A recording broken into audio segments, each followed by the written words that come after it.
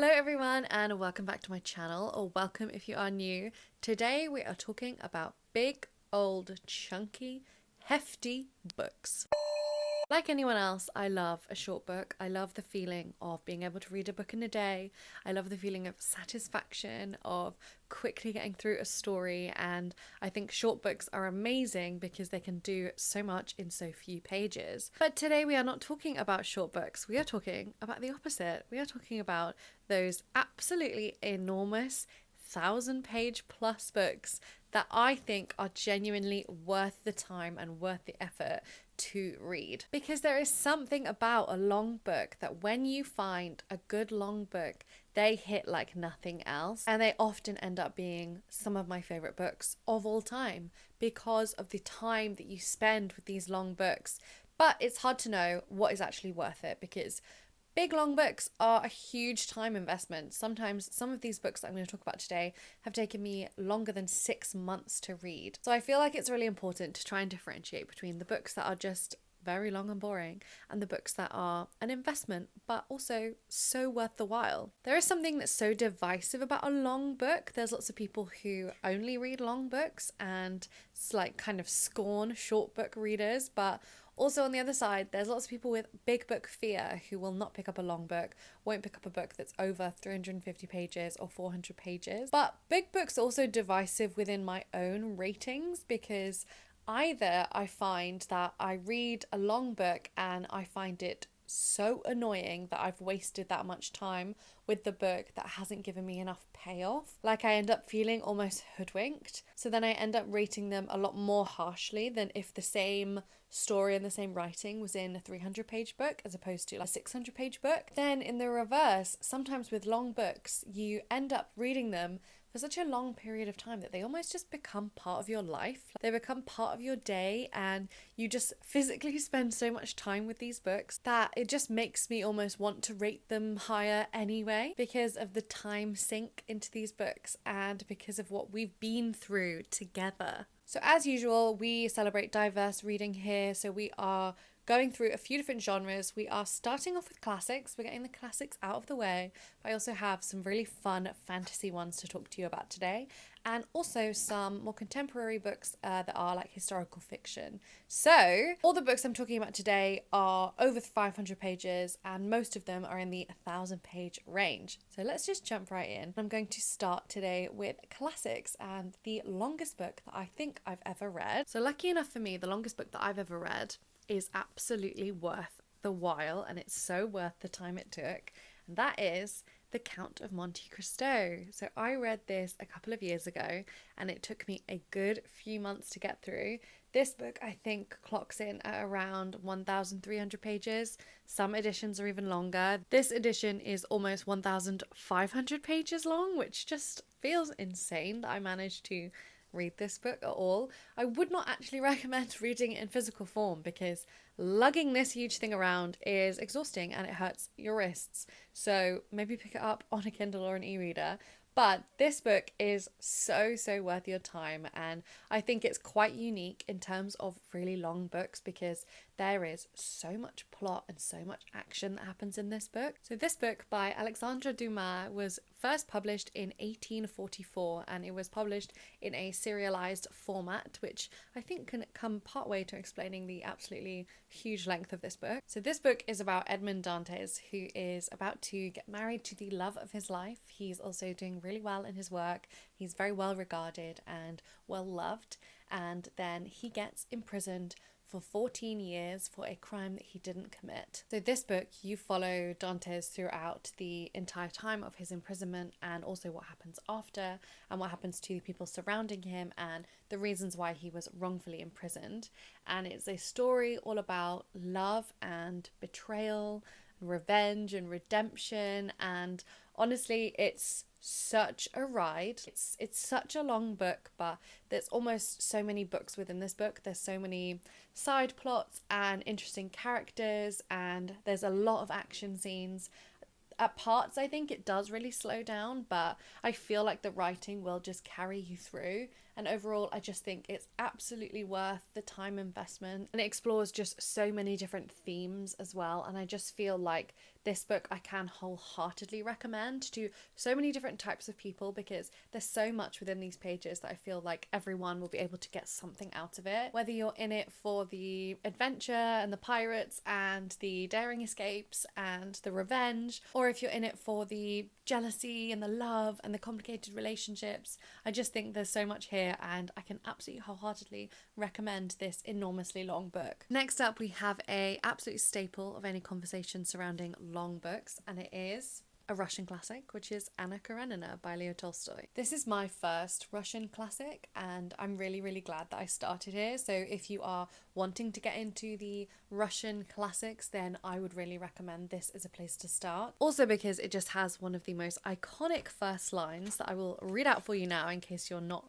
familiar with it. So this book starts with, "All happy families resemble one another, but each unhappy family is unhappy in its own way." I just love that as a first line, not only because it's intriguing, but also because it really encapsulates what this book is going to talk about. Because this book really talks about families and relationships and life in Russia at the time. Because this book was published in 1878. And if you're not so much into the action and adventure involved in the Count of Monte Cristo, then I could definitely recommend Anna Karenina to you. This book centers on Anna Karenina, who is such an interesting and charming person to follow, but it also follows her extended family and her lovers and her friends, and it's set in a backdrop of a lot of social and like liberal reforms going on in Russia at the time. And I just think it's so worth your while. It's such a good book.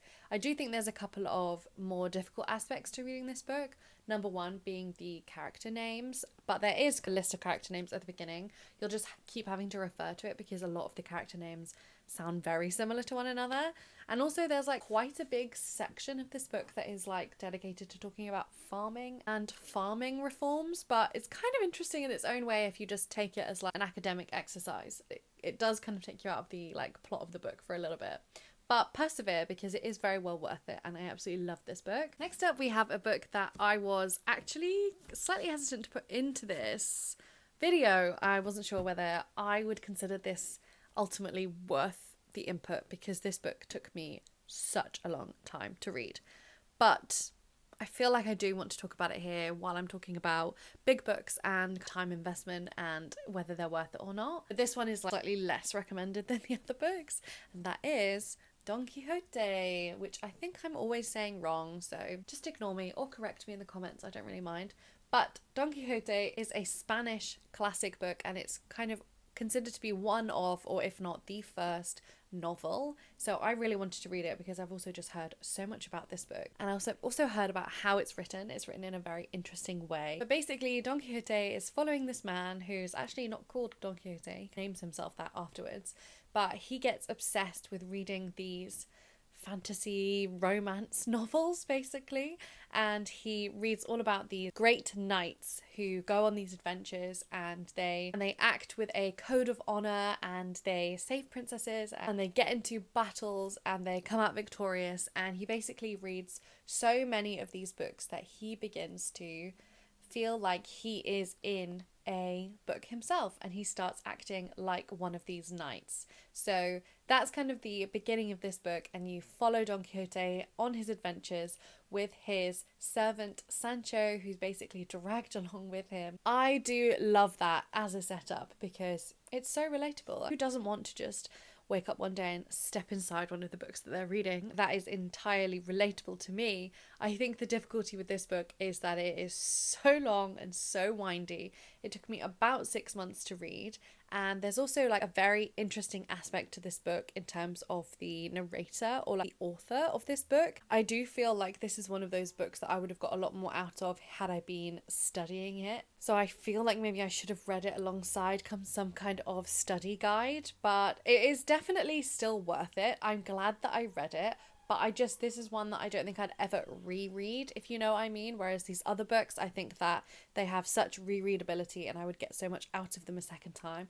Whereas this one, I'm just not so sure that I'd want to just dive in again because it took me so long to read this, and it's actually not as long as the other two books that I've talked about. It's around 1,000 pages, or a bit more than 1,000 pages. I think this copy is about 1,000 pages. But yeah, so that is Don Quixote. Let me know if you've read this and what you thought and whether you think that it's worth it. I do feel like with this one it slightly was like Stockholm syndrome with me, that I was just reading it for such a long time that I just like, it almost tricked me into thinking that I was having a good time because I just didn't want to give up. Do you know what I mean? So anyway, that is Don Quixote. Next up we have a slightly more modern classic, and this is an American classic, and it's one of the books that I've read last year and absolutely loved. It's one of my favourite books of all time now.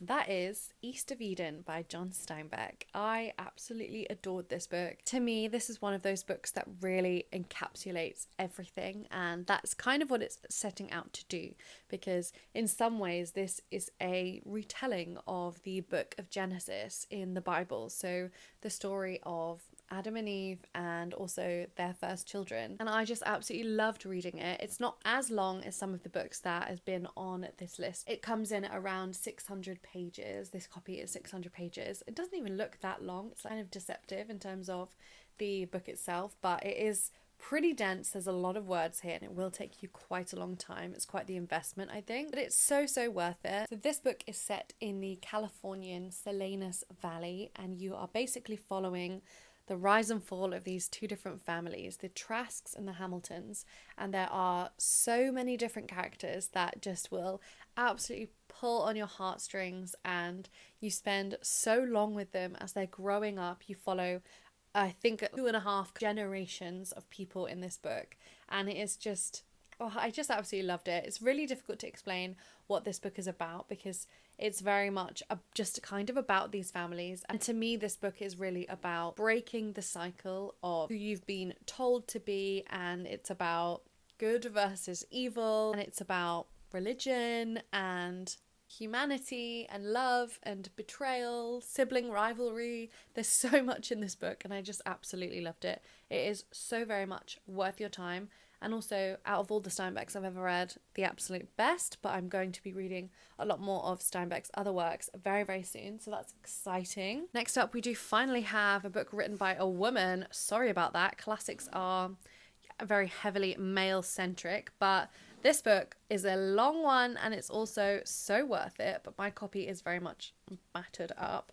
But the book that I want to talk about is Jane Eyre by Charlotte Bronte. This is my Penguin Clothbound Classics cover, so as you can see it's kind of messed up. I have a whole video talking about my Clothbound Classics collection and why I don't buy them anymore, but this is a spoiler alert because they just all rub off. But anyway, Jane Eyre is one of my favourite books of all time, and it also really reminds me of my mum in a lot of ways. I think that Jane Eyre reminds me of my mum, and also just the way that she speaks does, so I just feel like an extra connection to it. But this book comes in at around 550 pages, so one of the shorter on this list today that I'm talking about. Jane Eyre is a first-person book all about Jane Eyre. She is orphaned as a child and goes to live with a quite cruel family, and then gets sent to a boarding school that is also quite a difficult place to grow up, and you basically follow her throughout her life. And Jane considers herself to be no one very special. She is very plain in her personality and the way she looks, and it's the way that she's telling her story, but you just come to realise that she is anything but plain and uninteresting, because she's one of my favourite characters of all times. I absolutely love Jane Eyre. You follow her throughout her childhood and her adulthood, and into when she's getting a position as a governess at this old, very gothic kind of house with a mysterious master of the house who is hiding many secrets. It is a fun story full of twists and turns, and it also has such humour and such heart in the way that Jane tells her story, but it's also full of tragedy and sadness and beauty, and I think that it's just such an amazing book. It's so worth your while, and don't be put off by the word count. So we are now moving on to talk about fantasy books, and I'm so excited because these are some of my favourite books of all time as well. Just realising how much I love long books, really. When you find good long books, they're just going to be your favourites. That's like the way it happens. So these books are incredibly long. Lots of fantasy series especially have been known to be very long. and they are usually multiple books as well. The first couple that I'm talking about are going to be a heavy investment in terms of not just like the individual books, but also the series themselves. But I do think that they're genuinely so worth it. And the first one that you may be able to guess, you may not, the first one that I want to talk about is The Way of Kings by Brandon Sanderson. So these are the Stormlight Archive books. These are the US paper, what are they called? The mass market paperbacks. I have 3 here. Hold on, let me show you because I love the way they look. That's book 1, that's book 2, that's book 3. Just look how adorable they look. I absolutely love these editions. But I also, because I don't get an opportunity to show these off nearly enough, I need to show you these beautiful leather-bound books that I got for Christmas. Oh my god, they're so heavy. This is just the first book, so you can kind of see in terms of page count what we're talking about here. This is also just one book, but it is smaller. Both of these leather-bound, huge hardcovers are just one book. So we're talking about a lot of words and a lot of pages, but oh my god, are they worth it? They're so pretty. So this is The Way of Kings, Volume 1, with the gold. I'm obsessed. So this is the quote on the back. Speak again the ancient oaths. And this is the front, and they have full like colour artwork in them as well. I love these editions so much. But anyway, let's actually talk about what this book is about. So like I said, this is literally one book. Oh my god, it's so heavy. I need to put it down immediately. I'm just going to hold this one up for ease because I literally can't lift the other ones, even though they are so beautiful. So these books are one of my favourite books of all time and one of my favourite series of all time.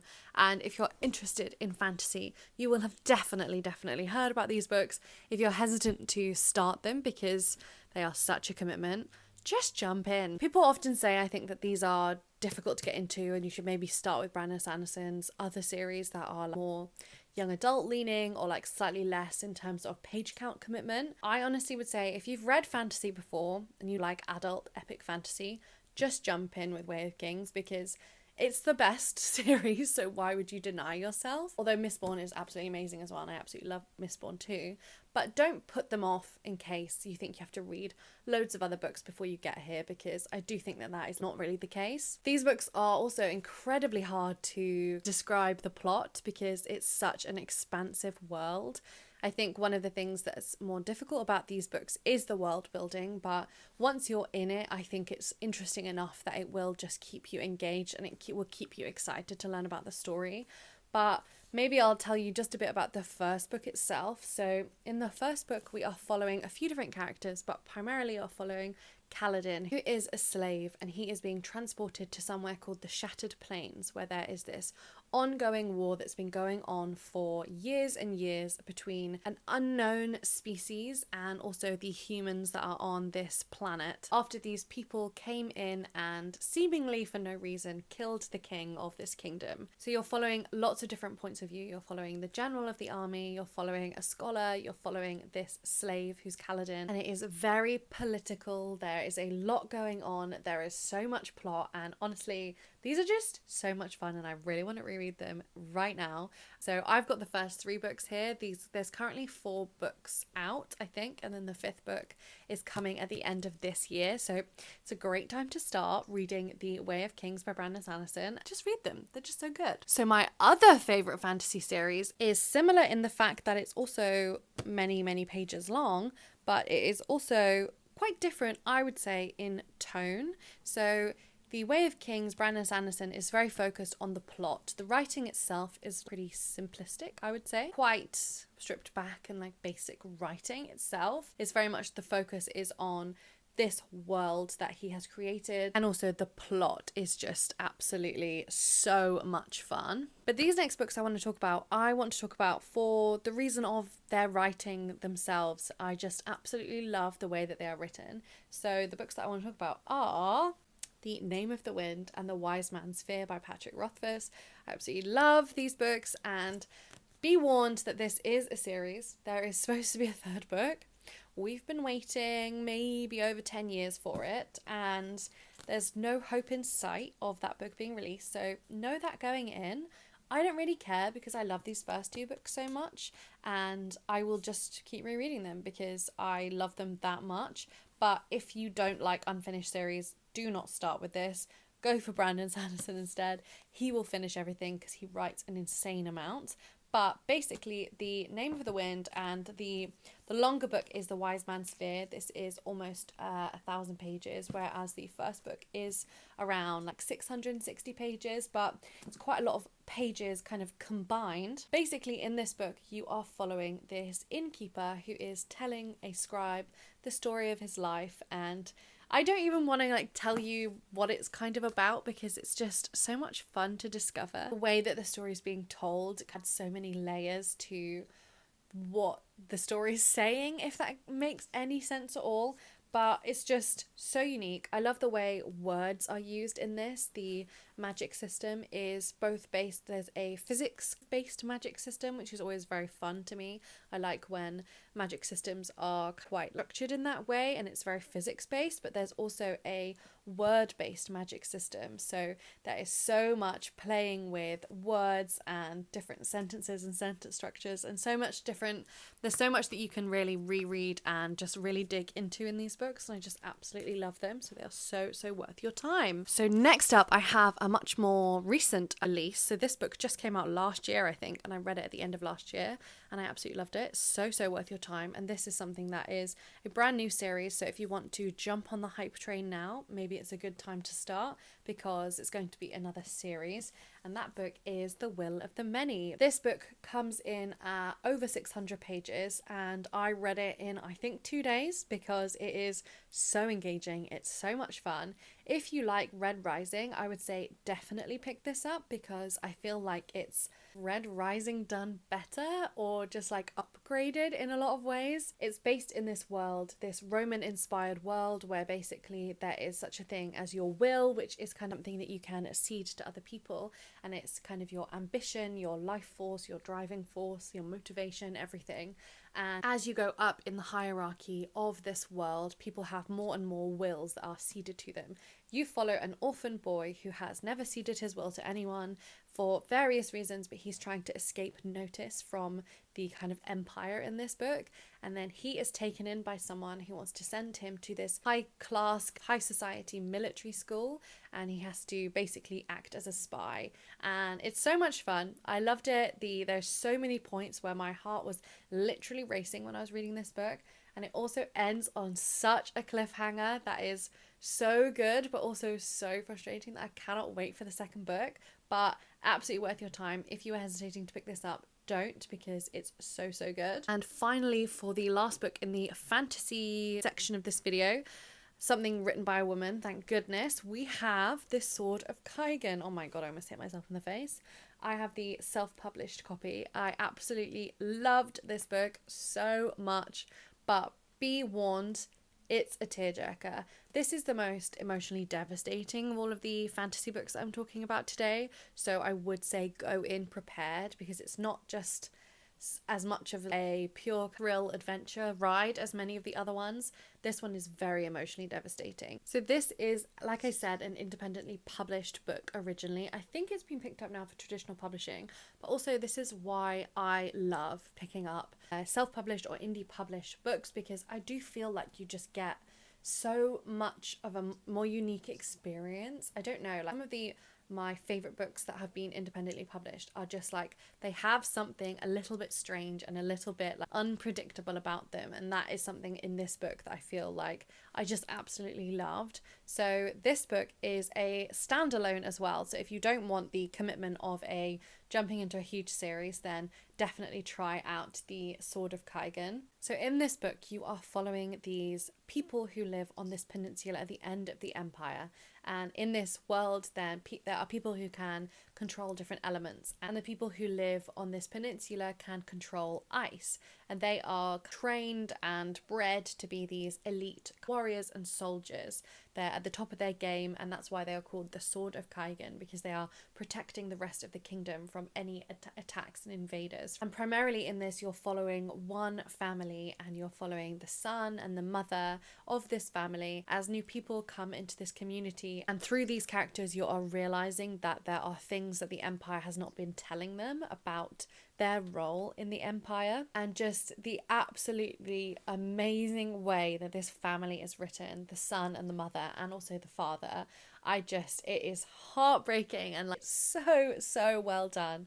I was literally devastated reading this book because it's so realistic as well in its depiction of the horrors of war and what is going on in this book, and propaganda, and what it can mean for a mother putting aside her identity and her past to try and protect herself and her family, and what that can mean for her children too. And it's just, oh, the characters in this are just absolutely amazing. I especially loved Misaki, who is the mother character in this, just one of the best written, I think, female characters I've ever read, and I just absolutely loved it. So the Sword of Kaigen, be warned, you will cry, but also be warned, it's amazing. It's raining so heavily now, so I'm just going to quickly, the light is just completely leaving, so I'm going to quickly finish off this video with the last two books, which are both contemporary books, but they are also both historical fictions. And the first one I want to talk about is around 550 pages, and I also finished it pretty recently. Absolutely loved it. So the book is The Poisonwood Bible by Barbara Kingsolver. If you saw my recent January reading update where I talked about this book, you know I absolutely loved it. 5 out of 5 stars. It's an incredible book. This book, I think, is set in the 60s, and you are following the Price family, and the father is a preacher, and he is taking his wife and his 4 daughters to the Belgian Congo. He is going there to set up a Christian missionary outreach, trying to convert people to Christianity in this small community in the Belgian Congo. You follow this family as they move to the jungle, and the kind of the absolute shock that they have on their American way of living and living in the Belgian Congo. And you follow the wife and mainly the 4 daughters, who are all slightly different ages, and they have such distinct personalities, and you follow them over a course of a few years as they're growing up, and basically what happens to them in this family. And I just absolutely loved this book. It made me cry and it made me laugh. I loved these daughters, these sisterly relationships, and how distinctive each personality was and how they saw the world. Just the way it's written is just so clever, and it was just one of those hugely long books that I also read in about a day and a half, or like 2 days, even though it's like 550 pages. It's so good. I absolutely loved it, and I will probably read so many more books now from Barbara Kingsolver, because I also love Demon Copperhead by her too. So absolutely loved it. It's an incredible book. And then the final book that I want to talk about, I don't actually physically have a copy of because I've lent it out, but it is Pachinko. This is another historical fiction book, and it is following a Korean family as they have been forced to move to Japan, and it follows a few different generations. It's an intergenerational kind of family saga, and it is over 500 pages too, so probably one of the shortest on this list so far. So in Pachinko, you're following 4 generations of the same family, and you are basically just following them as they are trying to make a success of their life and search for their place in the world and their sense of identity. There's so many beautiful characters in this, and I just really loved how it was written. It's a much slower story. It's very much a gentle and sad story, I would say. So it's not heavy on the plot or action in any way, but I really loved how it was told, and I also learned so much about that period of history in Korea and Japan that I had no idea about before. And it really showcases how these Korean people, this Korean community, was treated in Japan at the time. This is one of the books on the list that feels very much like a long book. I do think it's very much worth the time investment. And if you like historical fiction and you haven't read it yet, definitely pick up Pachinko. So those are all of the books that I wanted to tell you about today. All of the long books that I think are absolutely worth your time and are so good. So let me know if you've read any of these, or if I've inspired you to pick any of them up. And also I would love to know a recommendation if you have any really long books that you think are absolutely worth it, because it's always good getting recommendations for long books, because otherwise you're going to go in and maybe waste your time on some of them. So please let me know any long books that you absolutely loved, and remember to like and comment and subscribe and watch all my other videos, and I will talk to you again soon. Bye!